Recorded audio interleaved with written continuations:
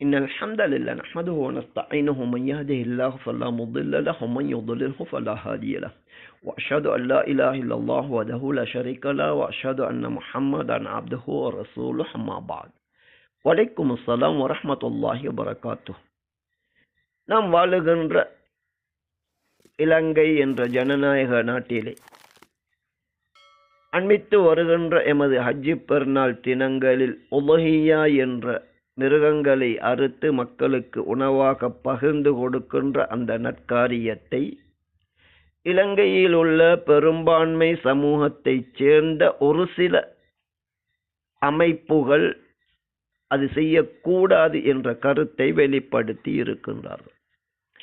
அவர்களது பண்டிகை அதே நாட்களில் வருவதை காரணமாக காட்டியிருக்கின்றார்கள். அது அல்லாமல் முஸ்லிம்களின் பல்வேறு வழிபாட்டு விடயங்களையும் அவர்கள் தொடராக விமர்சிக்கின்றார்கள். பெண்களுடைய ஹிஜாப் என்ற தங்களது அழகு அலங்காரங்களை மறைக்கின்ற ஆடையாக இருக்கலாம், திருமண முறிவு போன்ற இஸ்லாமிய வழிகாட்டல்களாக இருக்கலாம். இவற்றை அவர்கள் விமர்சிக்கின்ற இந்த பின்னணியில், இந்த சூழலில் வாழுகின்றவர்கள் எப்படி நடந்து கொள்ள வேண்டும் என குர்ஆனும் சுன்னாவும் வழிகாட்டுகின்றது என்ற விடயத்தை தெளிவுபடுத்துமாறு அடுத்து ஒரு கேள்வி தொடுக்கப்பட்டுள்ளது. ஒட்டுமொத்த படைப்பினங்களினதும் படைப்பாளன் அல்லாஹ் மட்டுமே ஆவான். நிரந்தர ஒரு வாழ்க்கையில் வெற்றி பெறுவதற்கு உலகிலே நாம் வாழுகின்ற இந்த நிரந்தரமற்ற வாழ்விலே இதனை ஒரு சோதனை கூடமாக அந்த அல்லாஹ் ஏற்படுத்தி இருக்கின்றான். அவனது திருப்திக்காக வாழ்க்கையாகிய குர்ஆன் சுன்னா என்ற அந்த வகையின்படி நடப்பது யார், அதில் இல்லாதவர்கள் யார் என்பதை தெரிவு செய்வதற்குத்தான் இந்த வாழ்க்கையாகும். எனவே இந்த வாழ்க்கையிலே நாம் எப்படி வாழ வேண்டும் என்ற வழிகாட்டலை குர்ஆன் சுன்னா என்ற வழிகாட்டலாக அவன் தந்திருக்கின்றான். வெறும் கொள்கையாக மட்டும் இல்லாமல் நடைமுறையிலே ஒரு மனிதன் எப்படி பின்பற்ற வேண்டும் என்பதை செய்து காட்டுவதற்கு மனிதரிலே முஹம்மது என்ற மனிதரை இறுதி தூதராக தேர்வு செய்து அந்த மனிதருடைய 23 வருடகால முன்மாதிரி மிக்க வாழ்க்கையை சுதந்திரமாக இஸ்லாத்தை பின்பற்றக்கூடிய 10 வருடங்களை இஸ்லாமிய ஆட்சியை கொடுத்து அந்த சந்தர்ப்பத்தை வழங்கினான். அதே நேரம் இஸ்லாத்தை ஏற்றுக்கொண்ட ஒரு முஸ்லிம் முழுமையாக அதனை பின்பற்றுவதற்கு சுதந்திரம் இல்லாத நிலையிலே எப்படி நடக்க வேண்டும் என்பதற்கு நடைமுறை உதாரணமாக அந்த நபி அவர்கள் இஸ்லாம் என்ற கொள்கையை பின்பற்றி பிரச்சாரம் செய்த ஆரம்பகால வாழ்க்கை, மக்காவிலே வாழ்ந்த அந்த 13 வருட காலம் இவ்வாறு இஸ்லாம் என்ற நேர்வழியை பின்பற்றுவதற்கு முழுமையான சுதந்திரம் இல்லாத காலத்திலே வாழ்ந்தார்கள். அந்த வாழ்க்கை என்பது தற்போது நாம் இலங்கை உட்பட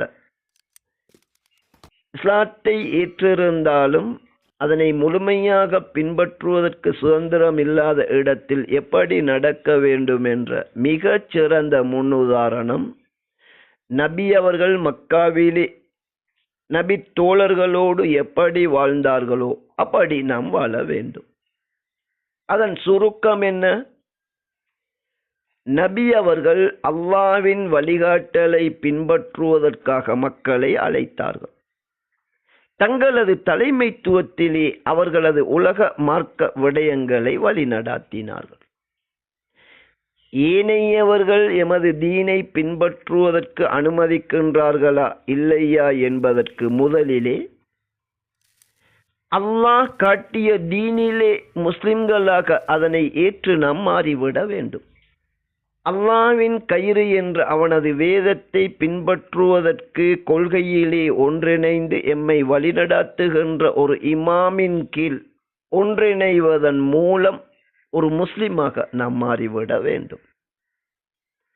முதலிலே இந்த விடயத்தை செய்திருக்கின்றோமா என்பதையும் சிந்திக்க கடமைப்பட்டிருக்கின்றோம். எனவே இஸ்லாத்தின் அடிப்படை முதன்மை அம்சம், ஒரு முஸ்லிம் சமூகமாக ஒரு கூட்டம் எப்போது அல்லாஹ்விடம் அங்கீகரிக்கப்படும் என்றால் 3வது அத்தியாயத்தின் 103, 105 வசனங்களிலே அல்லாஹ் கூறுகின்றான், நீங்கள் அனைவரும் ஒன்றிணைந்து அல்லாஹ்வுடைய கயிற்றை பற்றி பலமாக பிடித்துக் கொள்ளுங்கள், பிரிந்து விடாதீர்கள் என கூறுகின்றான். தெளிவான சான்றுகள் வந்ததன் பிறகு கருத்து முரண்பட்டு பிரிந்தவர்களை போன்று நீங்கள் ஆகிவிடாதீர்கள். உலாய்க லஹும் அஸாபுன் அதீம், அவர்களுக்கு மிகப்பெரிய தண்டனை இருப்பதாக கூறுகின்றான். சுன்னாவிலே இது பற்றிய விளக்கம் சஹீஹ் புகாரியிலே 3606 இலக்கத்தில் உள்ள ஹதீஸிலே இருக்கின்றது. எனவே அடிப்படையிலே அல்லாஹ்வின் வேதமாகிய குர்ஆன் சுன்னாவை பின்பற்றுவதற்கு ஒரு இமாமின் கீழ் நாம் ஒன்றிணைந்து விட வேண்டும். இந்த நிலையில் இஸ்லாத்தை ஏற்றவர்கள் சோதிக்கப்படுவார்கள் என்றும், இஸ்லாம் என்ற கொள்கையை மறுக்கின்றவர்கள், எதிர்க்கின்றவர்கள் முஸ்லிம்களை இஸ்லாத்தை பின்பற்ற விடாது தடுக்க முயற்சி செய்வார்கள், இஸ்லாத்திலிருந்து வெளியேற்றக்கூட அவர்கள் முயற்சி செய்வார்கள் என்ற உண்மைகளை 2வது அத்தியாயத்தின் 217 வசனம், அதே போன்று 3வது அத்தியாயத்தின் 186 வசனங்களிலே நாம் காணலாம். நிச்சயமாக நீங்கள் உயிர் இழப்புக்கள், சொத்து இழப்புக்கள் கொண்டு சோதிக்கப்படுவீர்கள் என அல்லாஹ் கூறுகின்றான். உங்களுக்கு முன்னர் வேதம் கொடுக்கப்பட்டவர்களும் இணை வைப்பவர்களும் உங்களுக்கு நோவினை தரும் வார்த்தைகளை கூறுவார்கள் என்றும் அல்லாஹ் கூறுகின்றான். இந்த நிலையில் முஸ்லிம்கள் செய்ய வேண்டிய விடயம் பற்றி அல்லாஹ் கூறும்போது, இன் தஸ்பிரு, நீங்கள் கொள்கையிலே பொறுமையாக நீங்கள் இருந்தால், வத்தத்தகு, அவனை அஞ்சி நடந்து கொண்டால், அதாவது அவன் தடுத்தவற்றை தவிர்த்து கொள்ள வேண்டும், கடமையாக்கியதை கட்டாயம் செய்ய வேண்டும், மேலதிகமான அவனை திருப்திப்படுத்துகின்ற முயற்சிகளிலே ஈடுபட வேண்டும். இதுதான் உங்களது கொள்கையில் உள்ள உறுதியின் வெளிப்பாடு என்று அல்லாஹ் கூறுகின்றான். எனவே இவ்வாறு அல்லாஹ்வின் வஹியை பின்பற்றுவதற்காக ஒரு இமாமின் கீழ் ஒன்றுபட்டு கொள்கையிலே உறுதியோடு பொறுமையாக அல்லாஹ்வின் வரம்புகளை மீறாது நாம் நடந்துவிட்டால் எங்களது தீனை யாரும் பறித்துவிட முடியாது, எங்களது நன்மைகளை குறைத்துவிட முடியாது என்பதை புரிந்து கொள்ள வேண்டும். இப்படி நேர்வழியில் இருக்கின்ற ஒரு முஸ்லிம் ஒரு நன்மையை செய்ய நாடி இவ்வாறு நிர்பந்தம் காரணமாகவோ வேறு ஏதேனும் நியாயமான காரணத்தின் அடிப்படையில் அதனை அவனுக்கு செய்ய முடியாவிட்டால் அந்த செயலை செய்யாமலேயே செய்ய வேண்டும் என்ற எண்ணம் கொண்ட முஸ்லிம்களுக்கு அந்த செயலை செய்தது போன்ற கூலியை கொடுக்கின்றான் அல்லாஹ் என்ற உண்மையை சஹீஹ் முஸ்லிமிலே 33வது பாடத்தின் கீழ் 48வது தலைப்பின் கீழ் உள்ள ஹதீஸை கொண்டு அறிந்து கொள்ளலாம். எனவே இஸ்லாத்தை ஏற்ற முஸ்லிம்கள் நடைமுறையிலே அதனை பின்பற்றுவதில் சில தடைகள் ஏற்பட்டால் குர்பான் விடயத்தையே நாம் எடுத்துக்கொள்ளலாம்.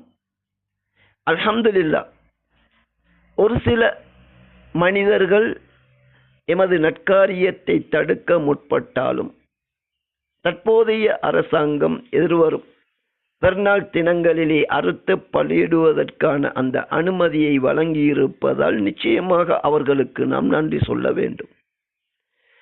சில வேளை அது தடுக்கப்பட்டிருந்தால் கூட அதனை செய்ய வேண்டும் என்ற நோக்கத்தில் உறுதியான முஸ்லிம்களுக்கு அதனை செய்ய கிடைக்கவில்லை என்றால் அதனை செய்யாமலேயே அல்லாஹ் கூலி கொடுப்பான். இதுதான் இஸ்லாமிய வழிகாட்டல் என்பதை புரிந்து கொள்ள வேண்டும். எனவே முதலிலே உண்மை முஸ்லிம்கள் செய்ய வேண்டிய கடமையை நாம் செய்ய வேண்டும். அதுதான் குர்ஆன் சுன்னாவை பின்பற்றுவதற்கு ஒரு இமாமின் கீழ் ஒன்றுபட்டு விட வேண்டும். பேச்சு சுதந்திரம் உள்ள இலங்கை நாட்டிலே இஸ்லாத்தின் வழிகாட்டலை தெளிவாக பிறருக்கு எத்தி வைக்க வேண்டும். இதன் பிறகும் ஏதேனும் ஒரு பாவத்தை செய்யும்படி நிர்பந்திக்கப்பட்டால் அல்லாஹ் எம்மை குற்றம் பிடிக்க மாட்டான். அதே போன்று ஒரு நன்மையை செய்ய விடாது எம்மை தடுத்தால் அதனை செய்ய வேண்டும் என்ற நோக்கில் உள்ளவர்களுக்கு அதற்கான கூலி நிச்சயமாக கிடைக்கும் என்பதை புரிந்து நபி அவர்கள் மக்காவிலே வாழ்ந்தது போன்று இந்த தீனிலே உறுதியாக இருந்து அதனை பிரச்சாரம் செய்கின்ற உண்மை முஸ்லிமாக நாம் மாற வேண்டும். இதுதான் இலங்கை போன்ற எங்கெல்லாம் இஸ்லாத்தை சுதந்திரமாக பின்பற்றும் அனுமதி இல்லையோ அதுபோன்ற இடங்களில் முஸ்லிமாக வாழ்ந்து மரணிக்க விரும்புகின்றவர்கள் கடைபிடிக்க வேண்டிய குர்ஆன் சுன்னா காட்டுகின்ற வழிமுறையாகும்.